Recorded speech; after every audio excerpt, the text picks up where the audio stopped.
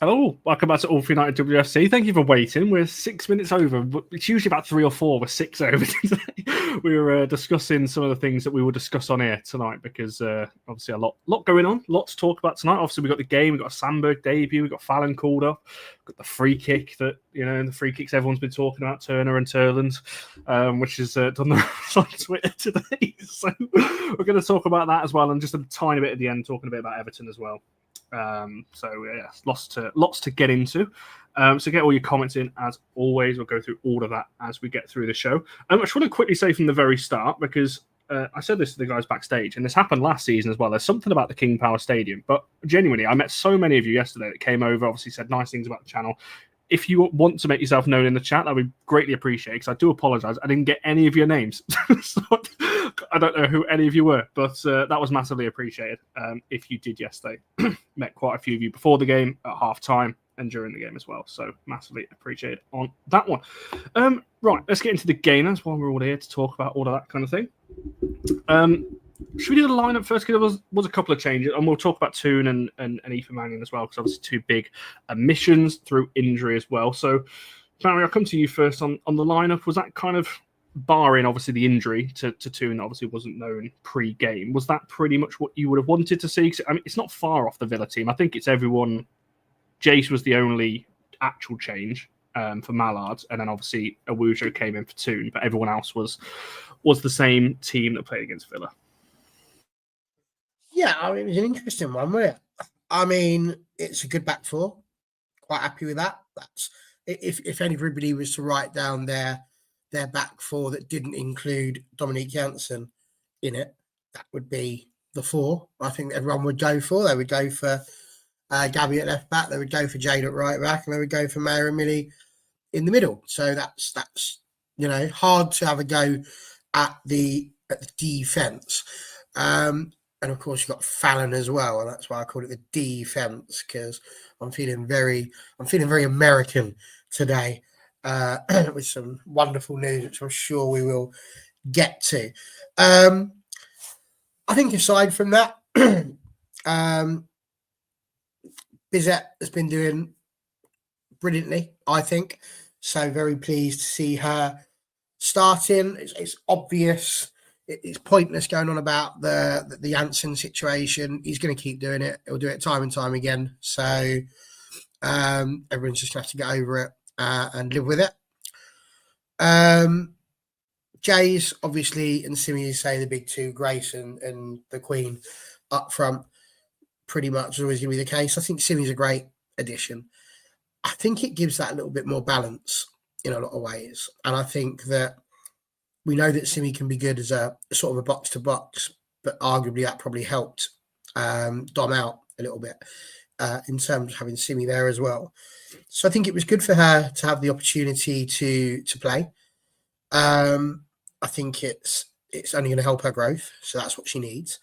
I think for me personally, it's still a mystery. I don't fully understand what he's doing with the Janssen situation.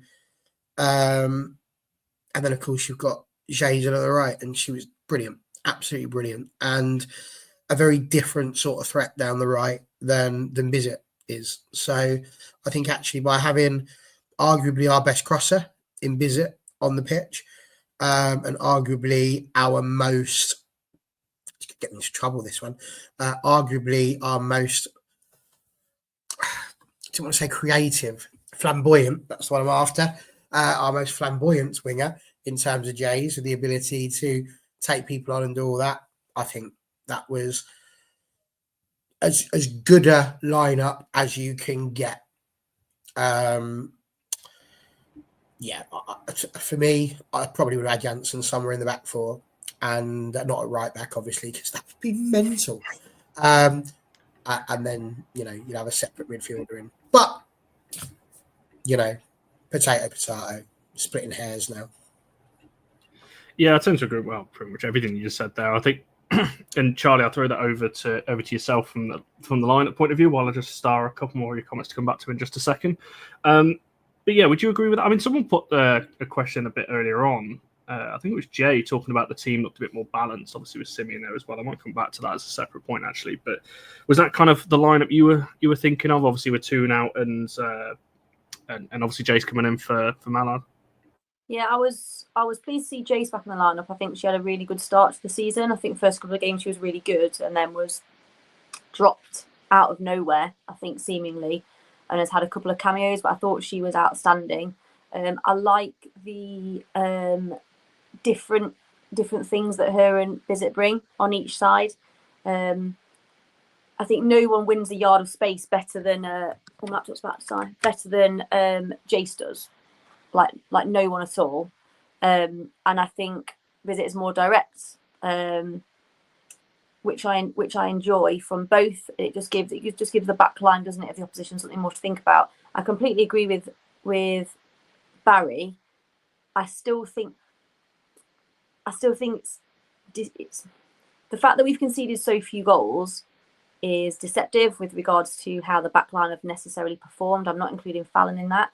I still think there are issues there. I would love to see Janssen play as centre back, and I still think against the likes of Leicester, where we should be able to cope with their pressure and their attacking play.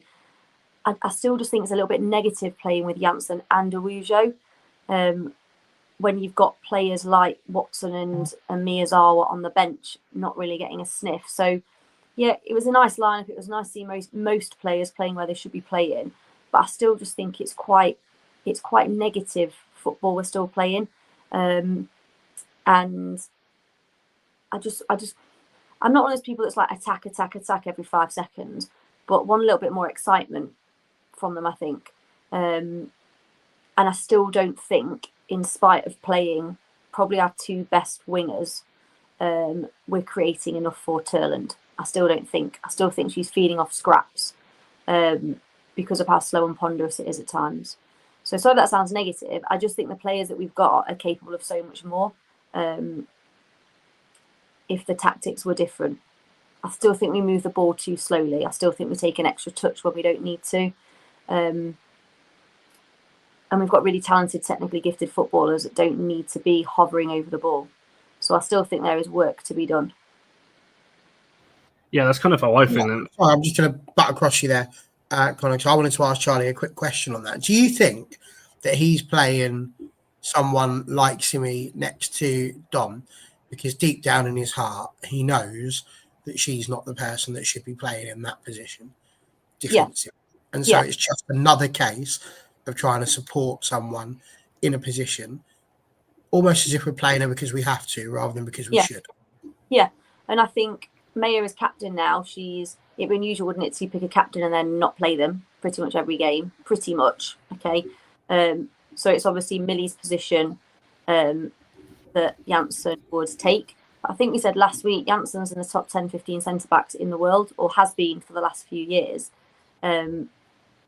I just find it so strange. Like Hayley Ladd sat on the bench, isn't she? Like you've got other players. And I know people say, oh, she played there for Arsenal for a couple of years. Yeah, but I don't remember being a big fan of it. And then she went to Wolfsburg and she's been a phenomenal centre-back. So, yeah, I think as long as you're trying to, or it appears you're trying to shoehorn players into not their best position to accommodate other players, I think we're never going to be playing to our maximum potential. Part of being manager, making those decisions, isn't it? Not being afraid to make those decisions.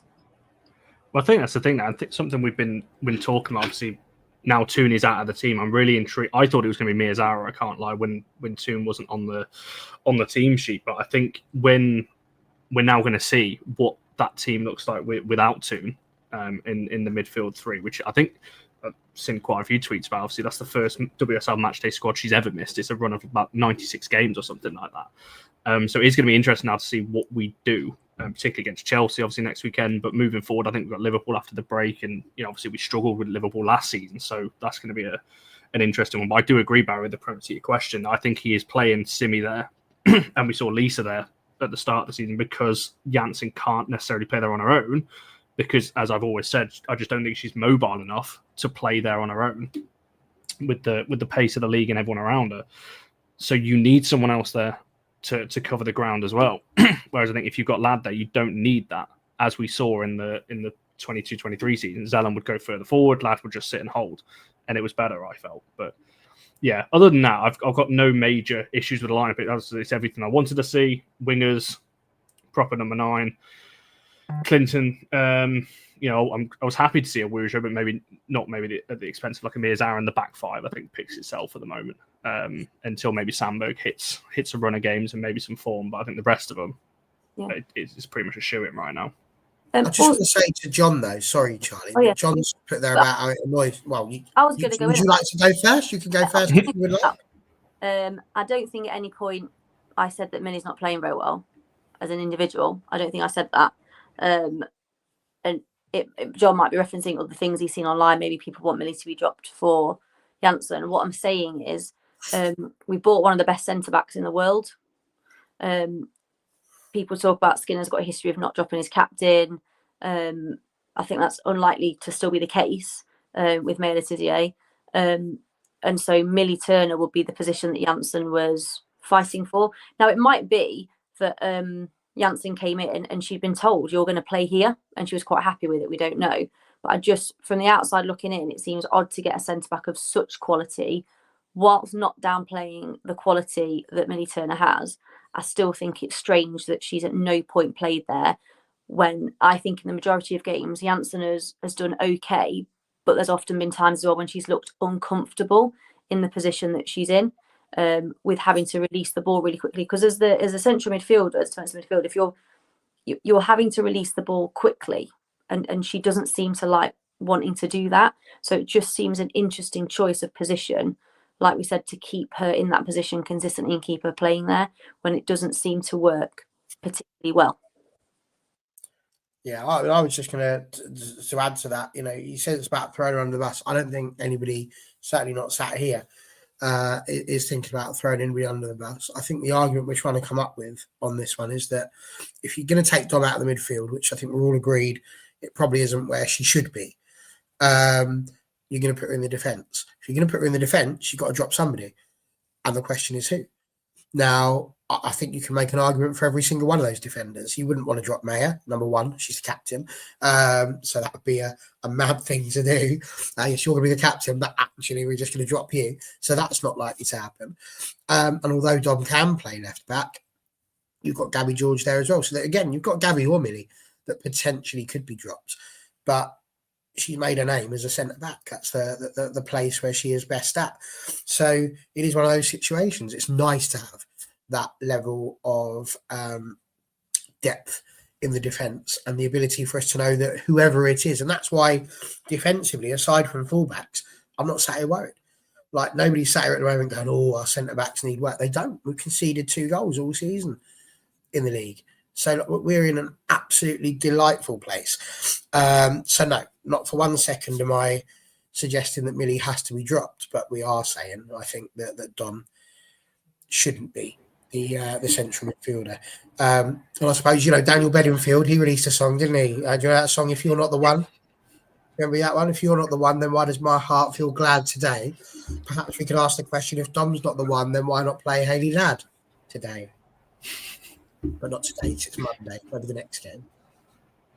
I think she starts the next game, by the way, which is Wednesday, but there we go. But yeah, no, I think that's been my thing. It's not necessarily that we're conceding goals, it's the amount of chances we're giving up, I think, that worries me in the midfield. It's just far too static. And I think you can get away with that against teams that are maybe, like we saw Arsenal and Spurs didn't take their chances against us. I'm really worried about if we do the same on Sunday. Obviously, we've got Chelsea, we'll come to that later in the week, but, we can't give up that many chances and that much space against them because we could be on the end of a pretty hefty score.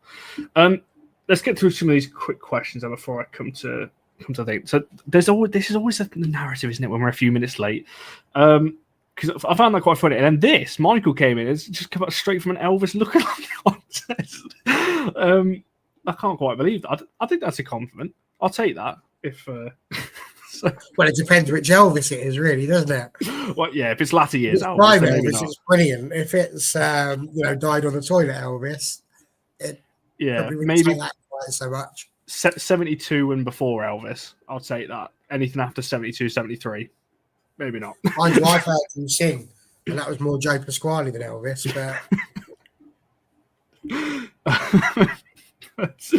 But yeah, so I know I'll take that. And just very quickly, Alan, I knew it was you. Obviously, again, as I said at the start, I didn't get your name. I had a feeling it was you, but no, it was great to meet you yesterday. And no, it was for sure. I literally left about a minute after you got anyway, because I also wanted to go. Is Alan an animagus? Is he like a McGonagall? An animagus? Is he like a McGonagall there? Because that's really a dog.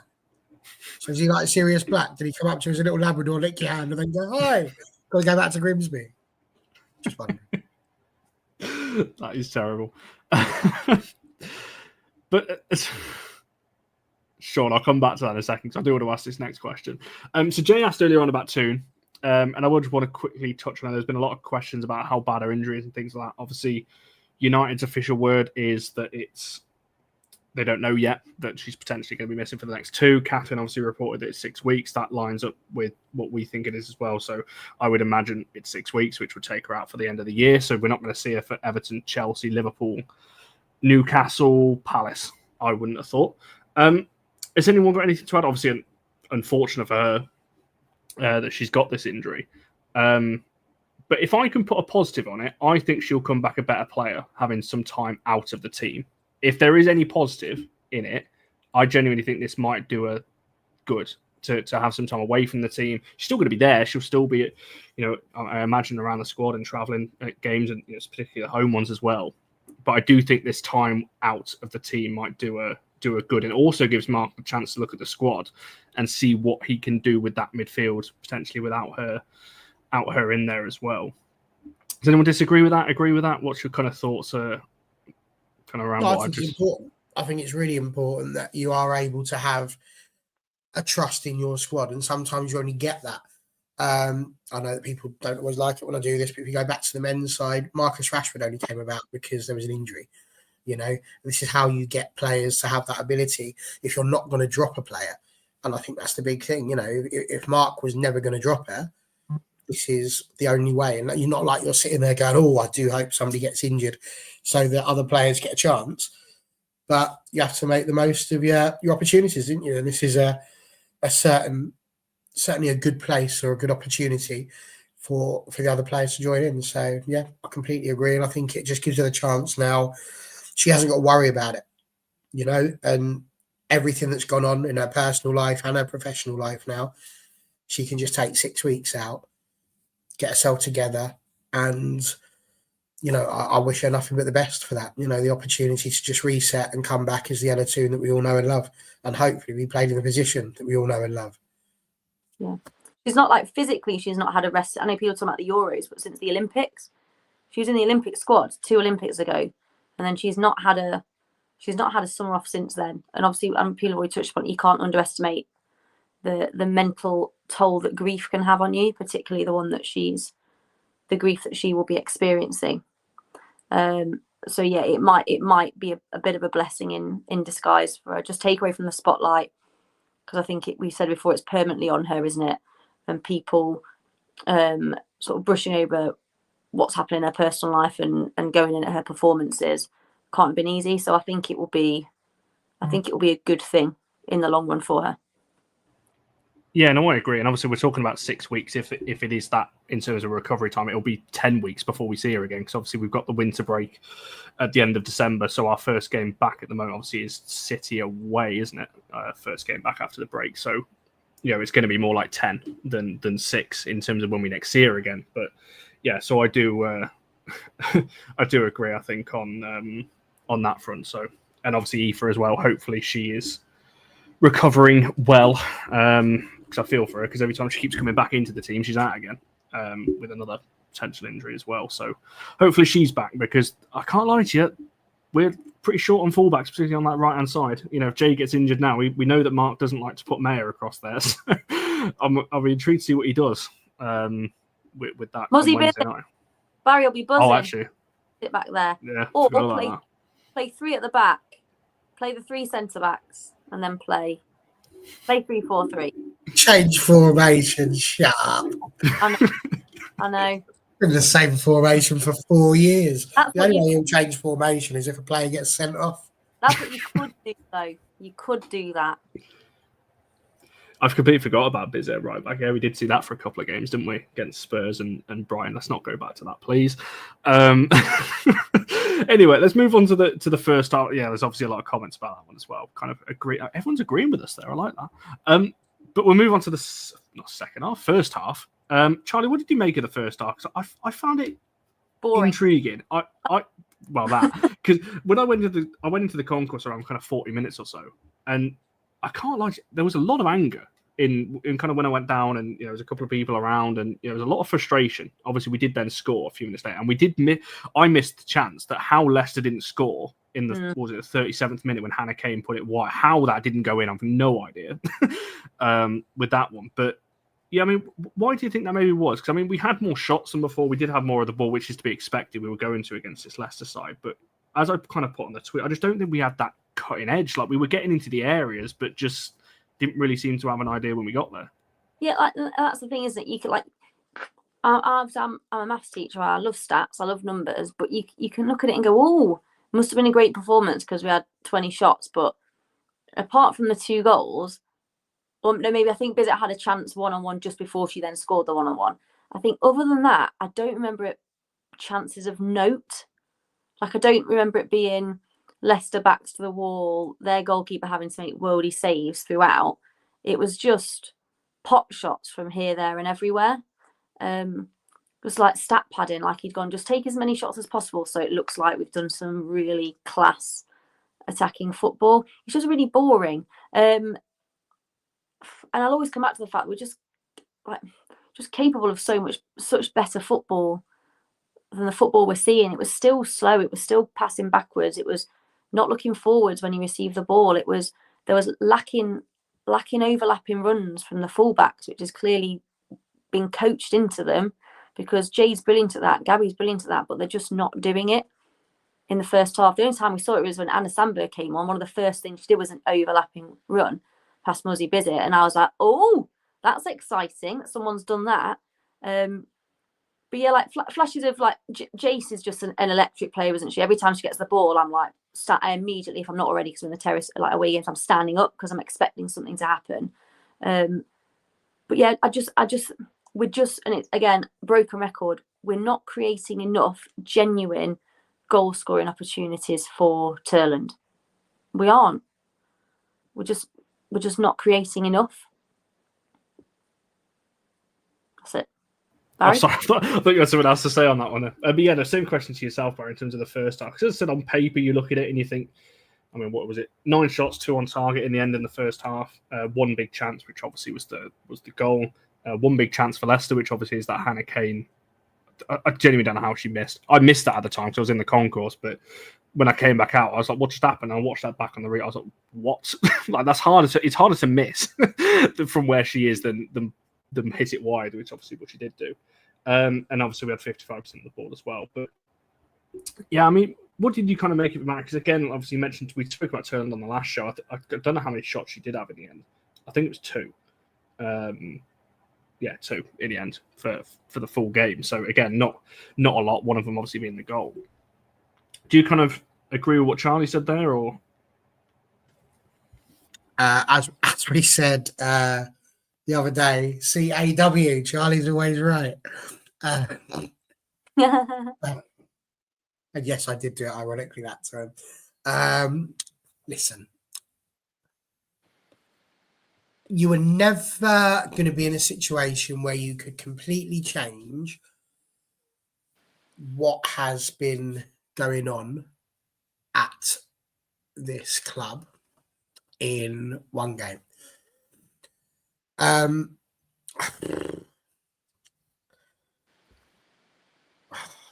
to answer this question or not.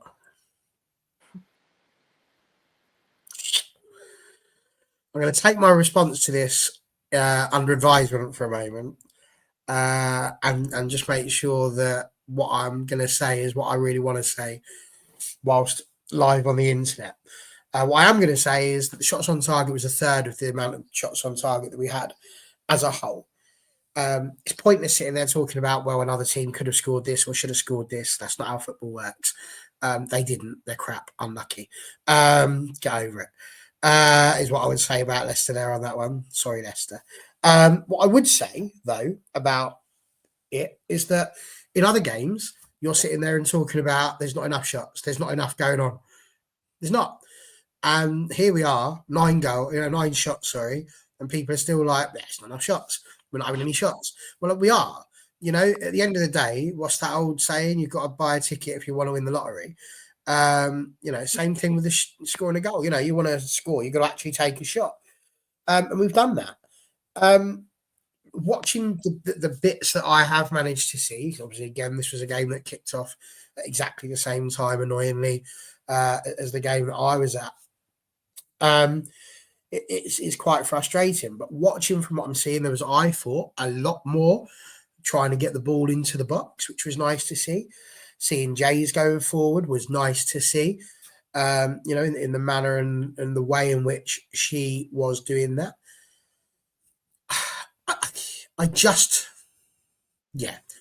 That's my answer. My answer is it was nice to see some changes. The simple fact is you are never going to please everybody, no matter what we do. There are people that are going to be happy. There's people that's going to be unhappy. Doesn't matter how that works. But I think as far as the first half goes, there was somebody who popped on earlier on saying, are we ever going to just stop whacking crosses in? I'm like, well, that's the first game I've seen where we actually put crosses in. And as a result, it's the first game we've seen since Spurs, when there were more crosses coming in, that Terlin's had a chance to score a goal. Not every ball into the box is going to be one that the Queen can get her majestically formed crown onto. It's not always possible, There were ones where Grace Clinton was going in and sticking a little 50p head in the way, so she had no chance of getting the ball because Clinton's gone in there and just tried to nick it.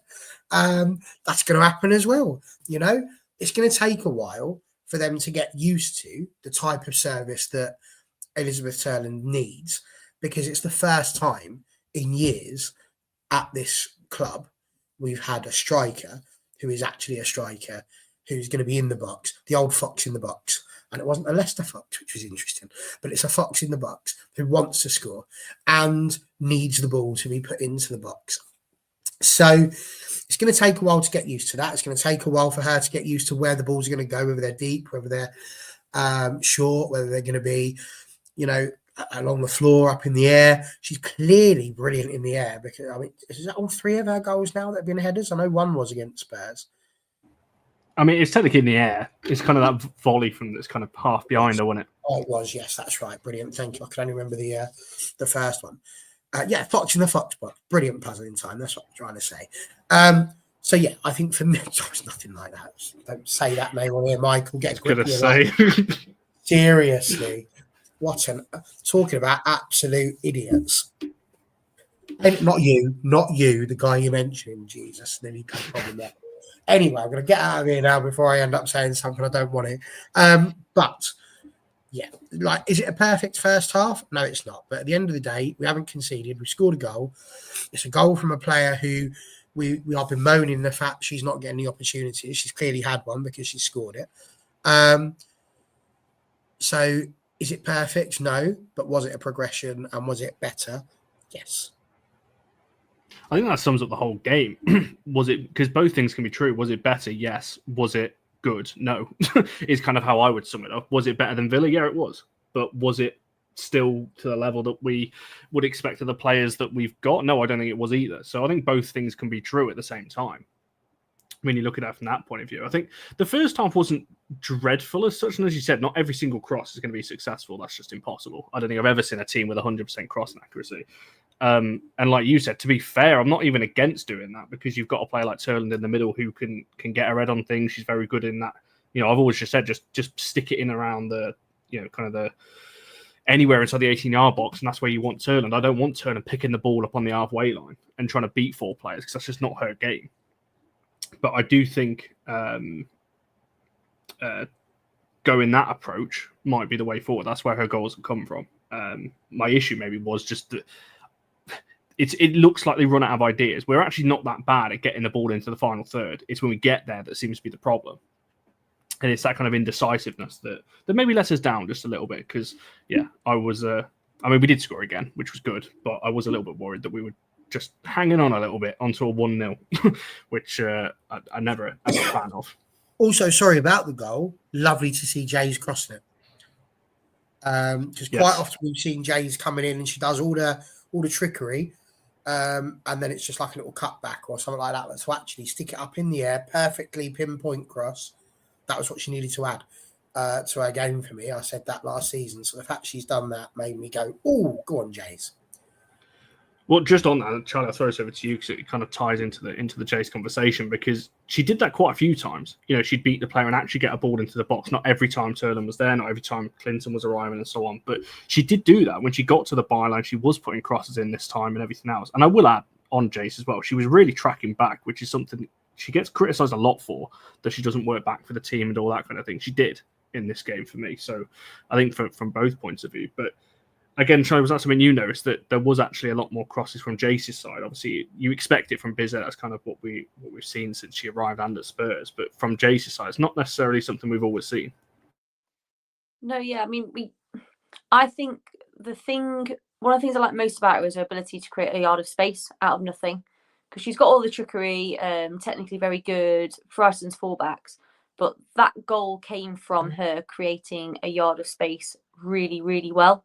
And it was a great cross. But there was still a lot of work for Celin to do. I thought that goal was particularly good. I was unfortunately also in the concourse when it happened, but I've watched it back multiple times. And she had to put a lot of power onto that header, Celin did, and beautifully weighted. Sorry, I hate to interrupt you, but did you go to the toilet before half time again? No, I didn't go to the toilet. Because you did this in the FA Cup final. No. Maybe we should do it before every game, just leave in injury time. No, my little boy William needed a drink of water. So we don't actually need tactics. That's exactly what we need. Every game, Charlie out at 45. Yeah, exactly that. And then fine, score. But yeah, it was great. I thought Jace was brilliant all game.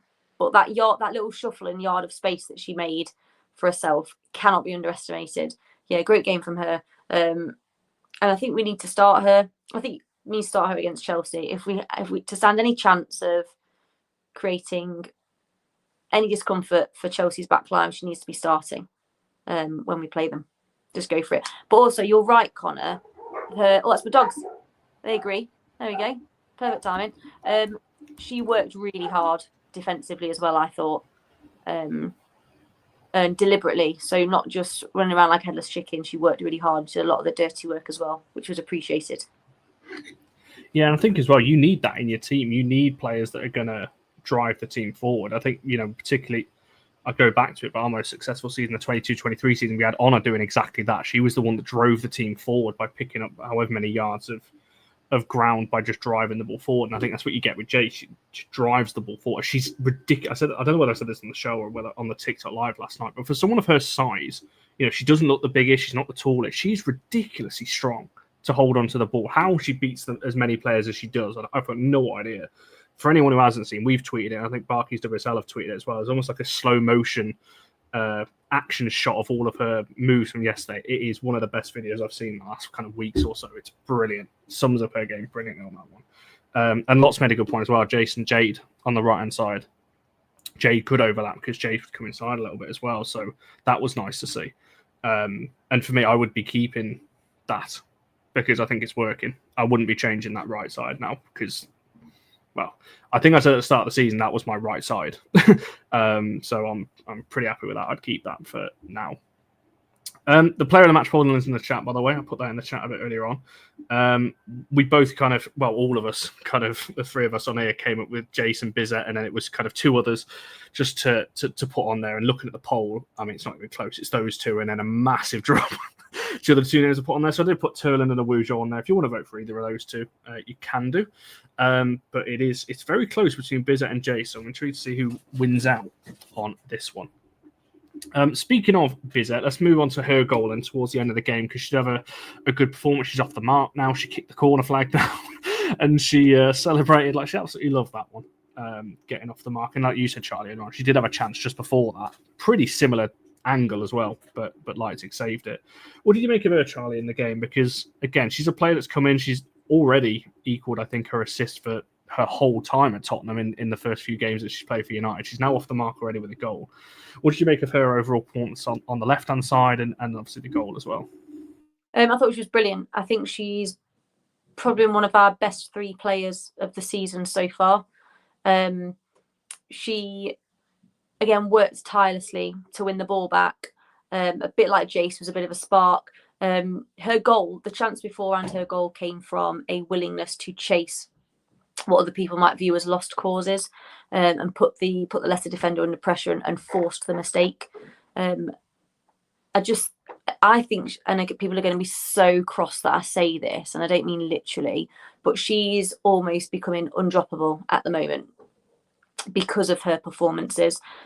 She's leading by example. Her work rate, her how hard she works to win the ball back is incredible.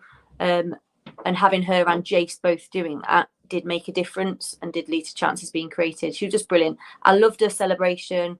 Proper Eric Cantona kung fu kick to the corner flag. Just love to see that. I think the fans loved that. Just a little bit of passion and how much it meant to her. She's just been wonderful, I think. And I think I said when we first got her, it felt a little bit light. She's always been really good, and Spurs are clearly missing her and Clinton. I don't think that can be underestimated. Upgrade. Upgrade. I think I've forgotten what I was going to say now because I just did that stupid noise. Completely forgotten. But she's leading by example. She's showing sparks of what we want to see from the other players. But she's just brilliant. Yeah, I thought she would come in and just be Grace Clinton's mate, a bit like Alexander Butner. But she's even starting to outshine Grace at the moment, isn't she? Just brilliant.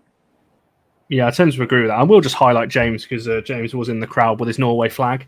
And I do like the picture you tweeted, James, because you're in the background of the goal celebration with your Norway flag on the front few rows. Oh, that's a brilliant picture. So I'm glad you got that moment as well. You didn't get on the pitch, though. You said you were going to get on the pitch if she scores. I didn't quite see you running onto the pitch, but there we go. But yeah, I completely agree with that. And yeah, love a celebration with the fans. You can't beat things like that, I don't think. Barry, what do you make of the goal and I guess her overall performance as well? Because there's obviously a lot of people comparing to Lucia, which is to be expected. It's almost like a like for like there. But obviously, as Charlie said, didn't give up on the ball for the goal and obviously got a reward for it. Credit where it's due. Of all the players that we have signed this season, I wasn't looking at her as being an important piece of the jigsaw. I thought she was going to be depth more than anything else. And she's absolutely smashed that out of the water. She's turned up and not just been a depth player, but she's pushed herself right to the front of the line and put herself into a position where she's not only potentially a first choice right midfielder, she's the first choice left midfielder as well. So to have someone who is truly able to play on both wings and be dangerous off of both of them is just wonderful. So as far as she goes, that to me, I think is massive.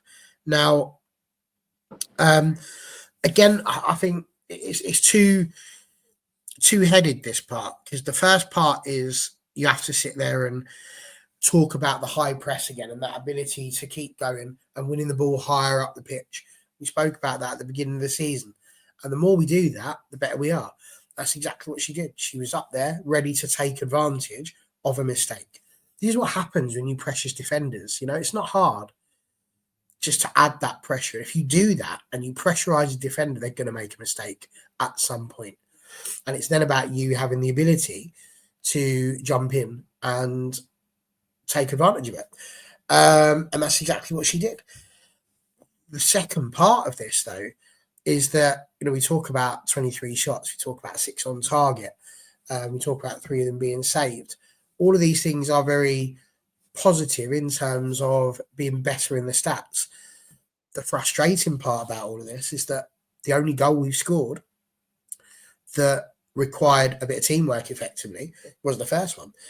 The second one, despite all of that, despite all of the crosses that we're talking about, despite the fact that Jay's been set free down the right, despite the fact that Ella Toon's not playing left wing, despite all of those things, all of the changes that we've made, it's still a goal that's only come about. That second one, the one that gave us the 3 points for sure in the end, comes from somebody having to chase after the ball and a defender and take advantage of a mistake. Now, I think it was Bizet who had a chance a little bit earlier on in that half, 1-on-1 with a goalkeeper. Goalkeeper saved it quite well, and then eventually it ended up being cleared. But I think, that for me, Bizet, superb, brilliant, really pleased that we've had her. I am just, it's going to take a bit of time, like I say, I think, for the players to properly get used to what they need to do. But listen, it's 2 goals. It's a 2-0 win. It's 3 points. Dare I be the person to say it, still unbeaten.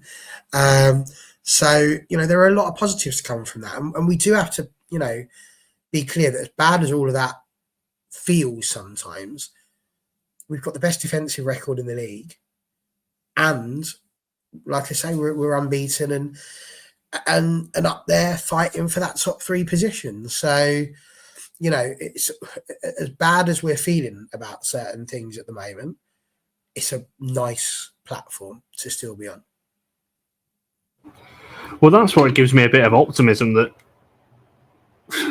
people know my thoughts by now, that obviously it should a change be made at some point, that we have got a very good group of players there that, can go on and kick on. I think that the base is there. I was like similar to you when we signed Bizet. I was a bit like, don't really know what to expect. I think she's going to be kind of coming in and that kind of backup to Geyse maybe on the right-hand side. But I'm with Charlie. I don't think she's droppable right now. I think that front 3 has got to be the front 3 next weekend against Chelsea as well, because none of them have done anything wrong to come out of the side just yet on that one. So, fully agree there as well.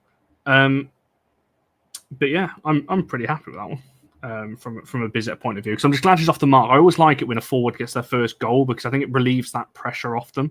I don't know who hasn't scored out of the front line yet. Melvin has, Bizet has.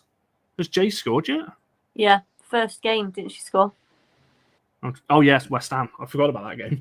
She did a similar thing to Bizet, closing down. Yes, Turland obviously has. Williams has. That's all of our forwards, isn't it? Off the mark. Golson scored as well in the first game, so there we go. So forwards are off the mark. I think that's always massively important. Yes, Williams scored against Liverpool in the second half. She scored in the second half against Liverpool. In the WSL, no, she hasn't. But no, overall, she has scored this season, which is what I'm counting on there. I guess Hinney, but I'd count her more as a midfielder, to be honest, in terms of where she plays for United. I'm not casting her as that front 3. I've only really got a couple of kind of final things on the game itself, so I do want to talk a little bit about Everton as well. But we have to mention, because I'm not joking, you think after you win 2-0, there's obviously a few talking points, Bizet's first goal, all this kind of thing, that would be what the conversation is online. Why is all the conversation, and people are going to know what's coming here, about a certain 2 free kicks? We had about 5 of them during the game, 5 or 6 of them. But 2 of them in particular really caught the attention of the media. And I can't lie, this has been blown massively out of proportion as to what it is. As Lee said there, that headline from the Mail about being like slammed and embarrassing and unsportsmanlike, I mean, it's just crazy in my opinion. However, Charlie, I can see you shaking your head when we were talking about it. I can't lie. I think it's a bit ridiculous. Like what we're trying to do, I've got no idea. But I don't mind it. I don't mind them doing it. It's people acting like they've I don't know. The response is almost as if they've thrown a class of school-age children off a cliff or something. Like it's been absolute. That was the first that came to my head. It's absolutely ridiculous. When I saw it happen, I was a bit like, "What are they doing?" That was quite funny. But I think the thing for me. The thing about it for me is the rationale we were given for where this has come from, why this was seen as the appropriate tactic when trying to support our set piece taker in doing a cross or a shot from a free kick, and then also the argument given by the manager as to why it wasn't poor sportsmanship. I don't think it was poor sportsmanship, not at all. Okay, just having a nice time, weren't they? They're having a chuckle over it. They were enjoying it. Not a problem. But it was the fact that Skinner was asked why they did it, and he went, new set piece coach. He dreamed it. He just thought of it. It came to him, and he thought, this is the thing that's going to make us better at set pieces. And then when he was challenged on it being appropriate, like to do that sort of thing, to stand in front of the opposition goalkeeper like that, his response was basically, well, you know, she can still, I said to you before, she can still set the wall up before we do it and after we do it. And I thought, well, why are we doing it then? If you're saying the point of it is to put off the goalkeeper so she can't see, but then you're saying, but it doesn't really matter because she can set the wall up before our players run in front of her and start going or after they've been told to move. What I don't understand it. I don't know why we've done it if that's the rationale. I don't. It's exactly as you described, because when you look at the photos and the videos of it, Turlin is absolutely wetting herself laughing. Like, even she can't believe, I don't think, I don't know if that's discomfort. I don't know. Like, I'm the worst person for when I'm uncomfortable or a bit embarrassed, laughing, like a nervous laugh. Like, I'm dreadful for it. Go to a funeral, can't cope, funny, laugh. Like, I'm that sort of person where something awkward happens, I laugh. So I don't know if that's why she was laughing. But the thing for me is the thing about him saying it doesn't matter that they did it because the goalkeeper can set up her defensive wall before or after our players do that. I don't know why he got them to do it. Don't understand it. Like, I'm not a big fan of defensively lying a player on the floor behind a wall, but I do understand why teams do that. So if the person shoots underneath the wall, it hits the defender, right? Doesn't go in. I just don't understand. If someone can enlighten me, Barry, I bet you can. You tell me why what they did was beneficial other than it being absolutely hilarious. And then picking that right. Especially because both I don't think it helped the free kick take because both free kicks went well wide. So it's not like it helped whoever, I don't know whether it was Clinton or whoever took them, but both free kicks were awful after that. So it clearly didn't help that from a taker point of view. I just found it ridiculous personally, but it's what it is. Well, the technical answer to your question, Charlie. Oh, go on. If I can, what's the word for this? If I can humour this debacle for a second, would be the idea being is that if you stood there and you are distracting the goalkeeper to that level, yes, they can still see what's going on before and after. But I suppose it just gives you that chance to, number one, get your players set where you want them to go.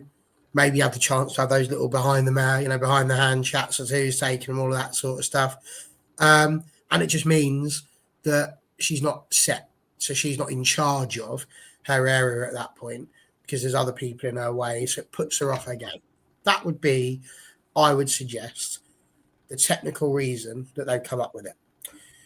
Last week, Charlie, you referred to somebody as being the fella from the Nottingham Forest under-12s. I reckon it was the actual Nottingham Forest under-12s that came up with that idea because it is genuinely the most embarrassing thing I think I've ever watched. Part of me wants to give them credit and go, well, at least they're trying something new. At least they're trying something different. For me, the set-piece coach should be collecting his P45 tomorrow. Probably should have collected it today, but if they need me to tell them, I'll tell them now. I mean, that's ridiculous. If that is what I can come up with better ones than that. I've got all sorts. Genuinely, I've also got a mate called Blinky. He's a clown. He can come and do that for you. Not a problem whatsoever. I'm just done. I'm genuinely done.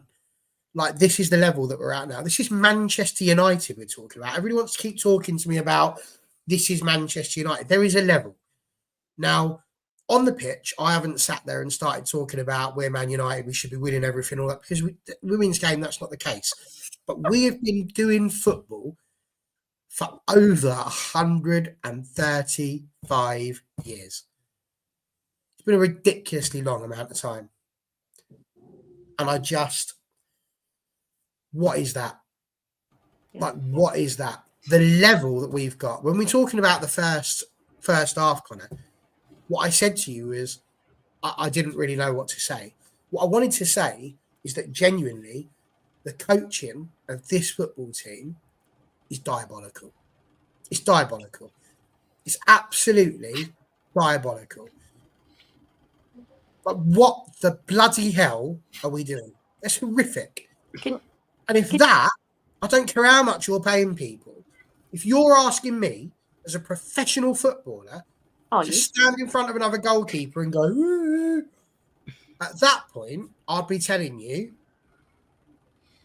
to do a 4-letter followed by a 3-letter.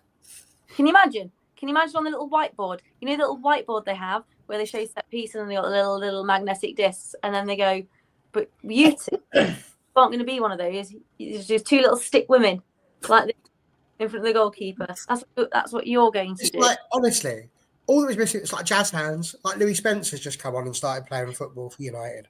It's like the whole thing is ridiculous. And I'm just tired, Connor. I'm tired because this is Man United and the level of anything that we get from them is ridiculous. We get nothing about transfers. We don't get the ability to watch our team play pre-season friendlies. This is the group of people that won't let us watch a pre-season friendly because they don't want to give any secrets away. If that's the level of the secrets, what they really mean is that they don't want us watching it because it might be the new bloody sitcom that's on BBC One. Who's the coaching team? Ted Bloody Lasso? Oh, good show. Good show. I just, honestly, it's blown my mind. And I know that you're saying it's only a little thing. And do you know what? Most people would just let that go. They would. And I think you do that at Chelsea, they're going to let it go. You do that at Man City, they're going to let it go. They're not going to let it go here. And I'll tell you something. The reason why the Daily Mail are sitting there and going absolutely mental is because the media have had enough as well. The media have had enough of watching. Oh, sorry, I'm all in now. Watching charlatan doing what he's doing. He's a snake oil salesman at this point. He's an honestly, screw it. He's got to go. He's got to go. Because I can't keep defending that. It's almost like he's gone, what can I do that's going to embarrass the move? I'll tell you what we'll do. That's pathetic. Absolutely pathetic. Why don't we just concentrate on playing football the right way? Honestly, seriously, the geezer's lost it. I wouldn't have him in charge of an under-5 side at this moment. I think that couldn't even play competitive matches. That's how serious this is. It makes me laugh because when I tweeted it at the time, I assumed it was the players just having a little inside joke with the goalkeeper. I didn't realise until I saw the Skinner quotes afterwards that was planned. And there was some reason behind why they were doing it. That's what threw me. I was more just like, what? That was planned. The way the referee goes up and is basically like, what are you doing? Don't do that. Don't stop doing that. It's just like bizarre. Yeah. It's like I said, I agree with what you're both saying. That's why I tweeted earlier. I think the article was maybe a bit over the top. Like you just said, Barry, this is United. Everything gets reported on. Whether you... Well, it just does. It's United because it will sell and, people click on it and people fall... I did. I fell for it earlier. I clicked on it and started talking about it. That's what they want because it's United. So I'm not surprised. But at the same time, I think it's just... I don't know. It's the fact he doesn't think about what he's saying, though, even. Like... Last week, it was all about, and I'm sure you said this last week as well, Charlie, but last week, it's all about, we're still undefeated. We're still undefeated. Yeah, it's a draw against Villa, but we're still undefeated. But last year, it was, oh no, I'll always choose the performance over the result. I'd rather lose 6-0, but have a beautifully flowing game of football. Where's that gone? And this is what he's not getting. The media aren't having a go at him because we think he's a bad person. He's a nice bloke. Unfortunately, he's got the communication standards of a man with 17 sodding marshmallows in his gob. Nobody's got a clue what he's talking about, least of all him. Like, the guy he's got to fix something. He's got to. And he's not gonna. He's stubborn. And honestly, the Geyse, he's lost it. He's lost the plot. I've given him 4 years of my life. I've given him all the time that I can. But there's only so much incompetence I can deal with, and I'm afraid I've hit that point now. I don't know what to say. You made me laugh so much for this last, oh my life. Yeah, no, I think that's it. I mean, that's the feeling amongst most fans. I think when you speak to as many people as we do on this channel and see the comments coming in, and obviously when we put tweets out, we see all of your tweets that you're replying to us and to the United account and to everything. It's visible. You can see it. You can hear it in the ground. You can see it in the replies and the interactions on Twitter, Instagram, TikTok, whatever it is. It's there, and I think there is just. We may be winning, and I'm glad you brought that quote up back, because that's what I was going to bring up to round up the Leicester discussion. Is we may be winning at the moment, we may be undefeated, but last season, as you mentioned, Mark's exact quote was, "I'll never sacrifice results for performance," and bigging up the performance. Whereas this year, it's all about the results and not the performance. So it's almost like, well, which one is it?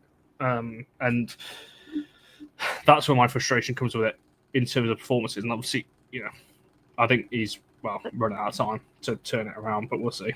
We'll see what happens. We literally got a game in 48 hours' time against Everton, which I want to quickly talk about as well before we come towards the end of this show. Keep voting on the player of the match poll, because it's very close, 48 and 45 at the moment between Bizet and Geyse. So it's ridiculously close. It was 47 all a minute ago, so it's really close between those two. So if you haven't already voted, get voting on that. I'll leave it another 10 minutes or so while I come to the final kind of couple of points. Very quickly, just I'll come to both of you because I've got 3 or 4 questions. What is Charlie laughing at, by the way? Comments. There was one earlier by Philip talking about it being the idea being someone's brain fart, and then puzzling time was like embedding Millie Turner waving her hands into the Martin Luther King "I Have a Dream" speech, and then it's just making me laugh reading it. Just funny. And there was that thing that Barry said about marshmallows in his mouth, like that just. That's destroyed me, that has. Incredible. Well, I held back because I was actually going to say Mr. Bean with 17 marshmallows in his mouth. I thought I'd be nice. But as I'm in, I might as well go all in, because we've had Jonathan Ball here with this one as well. That's it, I've gone, I've lost it. You only have to look at the United highlight. Well, this is half the point. This is what I'm talking about when I'm not talking about standards necessarily on the pitch. I can live with players not being necessarily at a certain level. What I can't live with is the standards, and it's the standards of a football club, and it's the same standards that the men will have that the women don't, and it's really annoying me. Like little things like this, the highlights, they literally have the 2 goals and Bizet's charge just before she scored. But you go and watch the ones on the WSL YouTube channel, there's loads. There's absolutely loads of things you can go and watch there from that. And you're saying that's it versus Leicester. I saw more than that, but I didn't watch them from the United app. And this is the whole point. Like, what is it that Manchester United wants out of this women's team?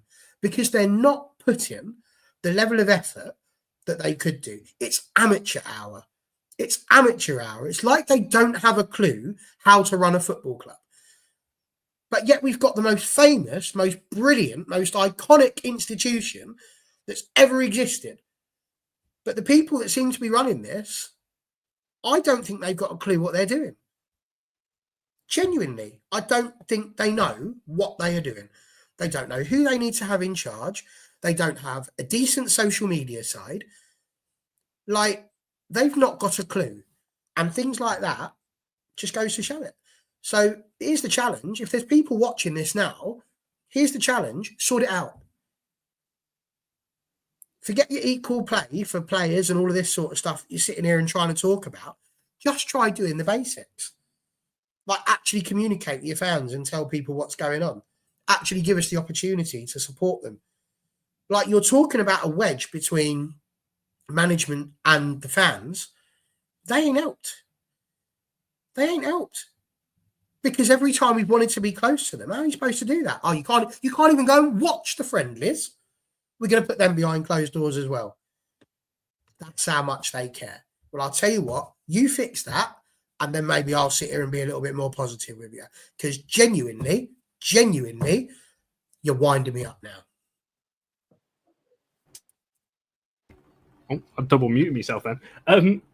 Yeah, no, I agree. And I think that's, you almost like perfectly encapsulated the frustration of the fan base right there. Because I think, well, as I said earlier, we can see it online. I can feel it in the stadiums, and I do try and go out my way to speak to people. That's why I encourage people to come up and speak to us, because I do like to hear what people are saying and thinking at the moment in terms of what's going on around the fan base. And there is that genuine frustration, and I think it's being picked up on in the media. It's been reported, and yeah, it's going to be an interesting week or so. I think that's the main takeaway I think I've got at the moment, because I don't think this frustration is going away. And in fact, no, I'll go one step further. I think even if there is a change, I don't think frustration is potentially going to go too quickly. I think there's going to be a bit of a rumbling on of this. But as I said, we'll see what happens. We'll see what happens. Also, there was a commotion, yes, because Connor walked past. Everyone was like, "Oh, Connor!" Or was it the other way? Did you walk past? Everyone was like, "Elvis is." Oh no, it's just Connor. It's fine. Oh, don't! I had enough stick of that off Shane and Rob and Izzy and them lot at the back shouting, "Oh, Connor can have your autograph," as I was walking out of the thing. There, that was all shouting at me going down the steps. But there we go. What was I going to move on to? Right, a couple of quick positives then before I wrap this one up, because I really want to get through this last bit quick, because I don't want to mention Everton before I have to jump off onto the next show. Anna Sandberg, that was a positive. She came back from her injury. She's done an Instagram post today talking about, how it's her dream. She's dreams come true for her, that she's been able to come back and play. Charlie, quick word on her, back in the squad, and we finally got another option at left back now to Gabby to give her a bit of a rest when we need to. Yeah, lovely jubbly. She was outside Celin, probably the one I was most excited about of the new signings. So it was really disappointed when she got her injury during pre-season. So yeah, really pleased to see her get some minutes. I thought she played pretty well when she came on. I thought she was positive. I thought she was pretty attacking. And I just really hope she can stay fit. I hope she gets substantial minutes across the season. I think we've got two really good fullbacks in Gabby and Jade, but they're both injury prone, aren't they? Or have had significant injuries. So it's incredibly important now that she's back fit and can take some of the weight off them, I think. Yeah, absolutely. Barry, obviously a quick word on Anna and the fact that she's back in the team now. As I said, we've been waiting to see her, and she did well, to be fair, for the limited minutes she did have towards the end of the game. Quick word: acceleration. I think it's really good. 25 minutes or so she got there, which is great for her and great for us, because it gives us a good chance to start to see a new player. We talk about fullback being one of the problem positions, so to have another left back is incredibly helpful. I just wish we had the same on the right, but you can't have everything. So apparently, so I've been told. That's what I was told when I was younger. Anyway, you can't have everything, which is a shame, really, because it would have been nice, wouldn't it? But yeah, I think it can only be a positive. It's a good debut. Nothing's been conceded from that. So yeah, I think it's a start, and I hope she has a long and fruitful career at Manchester United Football Club. Yeah, I agree. Becky's asking if she played both sides. I don't think she's ever once played right back. So no, unfortunately, I don't think she may. I'm pretty sure when we did the preview, the player profile, she's never played on the right side. So yeah, I would be amazed. Well, it's Mark Skinner we're talking about. So I fully expect her to be playing in goal. Yeah, and I agree with what lots of there. It's different type of player, and it's good to have different kind of options as well. Just very quickly, Simon did hear the chanting from the back rows about me when I was trying to walk out, so I'm glad somebody did. Otherwise, it just looked like I was just making that one up. And Becky made a good point here. We didn't. This was the first going to Leicester. We weren't told to sit down on the back rows for once. That was quite nice. Wow.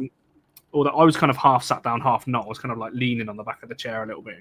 But it was nice. We had an option yesterday, so that was good. Have you ever thought about, in away games, when you have those sort of situations, if you sit at the front,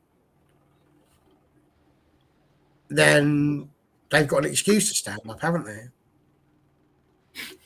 So something about my hair so I could see over the top of it. Absolutely that.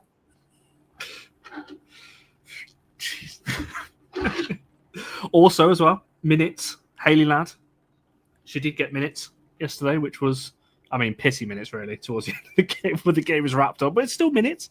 It's minutes. I to be honest, I think she starts on Wednesday anyway, but we'll come back around to that in just a second. My final point before we come to player of the match, and a very, very quick word on Everton. Fallon Tullis-Joyce has been named in the US squad for the first time, a first call-up on that one.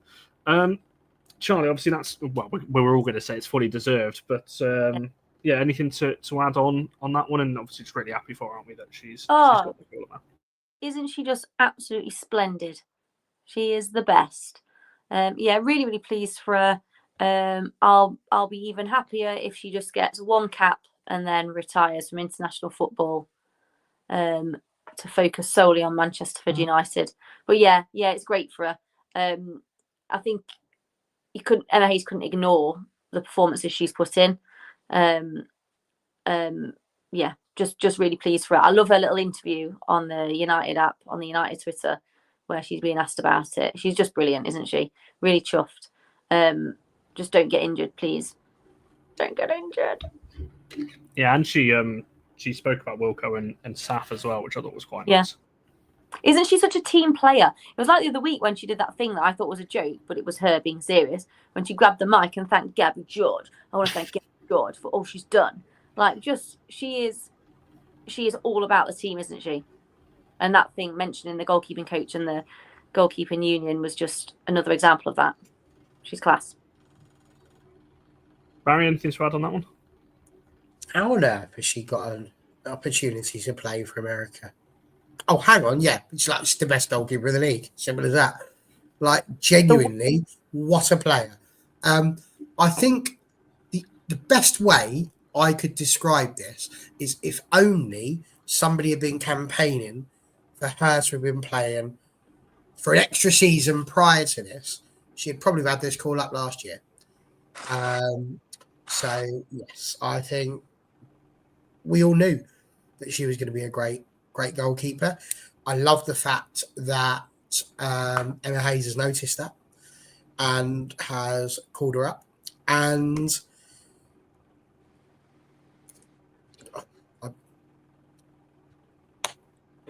I don't want to say that last sentence, so I'm not going to leave that one. I was waiting for something there. I didn't know whether I froze or what. I was debating. Sod it. It just goes to show that a good manager would choose Fallon Tullis-Joyce from the start. I can't wait. I'm contemplating getting tickets for the game now. You know, the game at Wembley. I'm contemplating getting tickets and taking Evie. It's just class. She is probably, I think, outside of maybe like your Tunis and like your big Lioness names, I think she's probably up there as one of the biggest fan favourites, I think, Fallon, at the moment. I think it was always going to be difficult to replace Mary from that point of view. But I think Fallon's certainly on her way to becoming that because she's just such a likeable person and obviously an incredible goalkeeper as well. Well, fingers crossed she stays here until she retires and then we can let her go and she can go off and do a dive then. Right, let's come to player of the match. Is it still tied, or I can't actually see it? My YouTube's froze, so I can't even see what the poll is right now. But I'll come to each of you. Charlie, who would you have gone for and why? Oh, it was really tough. I believe I voted for Geyse in the end. I thought she was brilliant. I thought her work rate, the nuanced little shimmy shuffle shake to get a yard of space to pop that ball in to assist. I thought it was one of her best performances we've seen in a United shirt. She was absolutely one of the few bright sparks. Really, really, really, really pleased for her. Just tremendous. So she got my vote. Just pipped Muzzy Bizet to the vote. Barry, who would you have gone for? I would agree that Bizet was very, very good. It was between Bizet and Geyse, but for me, you had to go Geyse. You had to, because over the entirety of the 90 minutes, I think Geyse had more standout moments throughout it by a whisker. She gets you out of your chair. You know, she gets you wanting to see more. And the more confident she gets, the worse it is for the opposition, because she just tries it more and more. Leicester let her do that. and it was to their peril because she danced around them, chipped a little ball up. Queen Elizabeth III with her third. Done. Geyse. Yeah, it tends to be good. We've got a lot of mixed reactions. There's a shout for Celin, Jace. A couple of different shouts there. The poll results are in, though. Celin Bizet did win this one with 48%. Jace with 43%. Turner with 4%. Awuja with 3%. And someone just said the missing 2% goes to Barry. There's 2% missing on that one. But, so yeah. Celin Bizet won. I'm a little bit surprised, to be fair. Not that I don't think she deserved it. She was definitely it was one of those two for me. But I would have gone for Jace as well. I can't lie, because I just thought she drove us up the pitch. She was excellent on the ball. Yeah, just everything about her tracking back and going forward, everything about her I thought was excellent. So yeah, I would have gone for her. But it's a democracy. So Bizet wins this week's player of the match. I think that's her first one. Is it? Yeah, no, it is. It's her first one so far. So we've had quite a few different players actually on that one. Right, I want to have a very quick word on Everton then, because this will be the last show before Everton. And just ask you both in terms of any changes you would make to the team on Wednesday. We know there's going to be some. We saw from the first Conti Cup game that I think there was 8 changes from the WSL game to the Conti game in that one. With Chelsea now next Sunday, I would imagine there's going to be a few this Wednesday against Everton. Charlie, who would you want to see come in? And who would you like to see maybe given a bit of a rest ahead of Chelsea on Sunday? I would bring Mallard in for sure. She's not really a downgrade, is she, on anyone? I think you play Turland. Again, she scored. This game should be another opportunity for her to add to her goal tally. So I think you keep her in. I would love to see Miyazawa come in, maybe give Grace Clinton a rest. She's played a lot of minutes already this season. Emma Watson. I worry that if we don't see her against Everton, we're not going to see her play all season unless there's some sort of absolute injury catastrophe. And if we don't, I'd like to see her go out on loan, a bit like Grace Clinton did. Hayley Ladd, I would expect to come in to give Janssen a bit of a break. I expect the back four to stay as is. I think the back five. I think the goalkeeper and the back four will stay as they are. Can't see them rushing Samba back into 90 minutes on that horrible park in hailstones, which is what the forecast is. Again, maybe she gets 45 minutes, but I think the midfield will be that middle three. I think we'll see a lot of changes there. Yeah, Sandberg's the one I'm thinking about. Whether, as you said, maybe 45 on and off with Gabby. That's the only one, because usually I'd have said Aoife Mannion starts at right back instead of Jade, but Aoife, she's not going to be available first, so no. I would imagine it's going to be Jade at right back there. Barry, for yourself, as you said, I said on the TikTok live yesterday, I think everyone who came on, maybe bar Sandberg, probably starts. So that's Lads, Miyazawa, who else came on? Rachel Williams and Mallard. I think those 4 probably start, and that's probably the reason they came on. Do you kind of agree with that? Where do you want to see some changes there? I mean, I would be tempted to start Sandberg and bring her off at half time, see how she gets on, give her a chance from the start. Why not? Would be my answer on that one. So I would definitely play her. Yes, it would be nice to see Miyazawa. I think the problem you've got is if Miyazawa plays, there's going to be no Dom Janssen potentially, and you've then got does Simi start or does Hayley Ladd start? Well, if it's Hayley Ladd, that's fine. You can afford to put Hinny in there. So it'll be very interesting to see what they do with that. But yes, ideally, I would like to see them. I want to see Emma Watson get some minutes. I think, I hear what you're saying about being worried, but genuinely, I find it, they haven't done the international call-ups yet, have they? But she's bound to be on there for Scotland. She'll be in the Scotland squad, yeah. And this is a crazy thing that we've got somebody who is deemed to be that good that they can go off on international duty, having just come back, but we can't even find 10 minutes to play games through the season. I'll just refer you back to my previous points as to what the problem is there. Rachel Williams is, again, somebody you would expect to start. And again, I think it would be good to give Mallard the go. So, yeah, I would go with all of those. But to me, I think for Everton, the biggest change that we need to make sure we've got is the ref. Because There is absolutely no way on God's green earth that was a penalty. I cannot. I mean, I'm hoping you've seen it. That is absolutely outrageous. I watched that at lunchtime today, and like, it's so far out of the box. It's unbelievable. How the line though didn't see it, the ref didn't see it. It decided the game. It's inexcusable. Like, every time, this is what I love about the women's game at the moment. Every time you think, well, that's it, that's the worst refereeing performance I've ever seen in my life, somebody comes along and says, hold my beer. Because have I got one for you? Absolutely unreal. So that's just... Yeah, it's certainly a bit all over the place. But yeah, I tend to agree. I would like to see Ladd start. I want to see Watson start, although I don't think she will, because I think it'll be Miyazawa and a Wujo maybe. I would have thought. I think the front three change, I do think it'll be Mallard, Williams, and maybe Bizet, I think, on the right. And with no two, it's a good time to give Clinton a rest. I agree.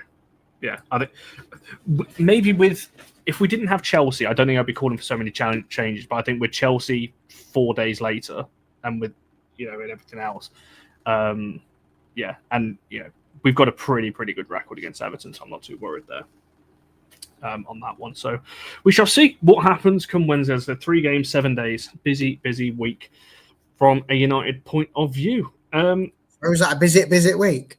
I knew you were going to say that. I realised as I said that, I thought, one of you's going to chime in here with that one.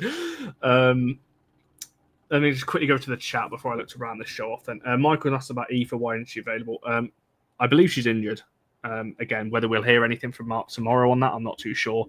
So we'll wait and see. The official word is regarding her. A lot of people saying Emma Watson in the chat. I think that's definitely the player that we want to see on that one as well. Lucy Neal was a good shout from Sporty. I don't think in this game, Newcastle might be the one. I think should we win tomorrow, we're pretty much through anyway in the Conti Cup group. So Newcastle might be the game that we see her get some minutes should we win tomorrow, because that pretty much, or bar depending on what happens in the other game, should be us through then. Yes, we'll see. And Lanza's asked if Leah's back. I think so. Again, we'll wait for official word tomorrow from Mark whether he confirms that she's back or not. But I think she is. So that's another option potentially there as well that we can sort. I like that. I'm going to steal that, I think, and take that with me into the next show, which I've got in 6 minutes' time, which is why I need to hop off. So I'm doing back-to-back tonight, but there we go. So we'll look to wrap it up there then. We'll be back. So this week's a little bit kind of skewed off, as people may have already seen, or maybe not seen. We've got the Football Content Awards on Thursday, which a few of us will be going down to. So again, like I did last year, since this is the last show before then, appreciate any of you that voted for us. Voting closed a while ago, but if you did vote for us or nominate us or whatever, massively appreciate it. Whatever happens on Thursday, whether we win an award in the top 3, whether we don't win anything at all, it's not going to change. We'll still be doing previews, reviews, and all kinds of shows. It's not going to change anything. But if we do win something, potentially we'll do like an awards kind of show on the Friday, and the preview will be on Saturday or something like that. Maybe we'll see what happens on Thursday. But yeah, a few of us are there at Everton as well. So if you do see us, make sure you say hello if you see us about. It's always good to see you all about. But yes, enjoy the game, everyone, on Wednesday night. Have a good week. All. Make sure you're liking this video and subscribing if you haven't already. As someone put in the chat earlier, it's free. It helps us out massively on that front if you could. We're on every social, TikTok, Instagram, Twitter, at allforunitedwfc. And we shall see you guys later in the week.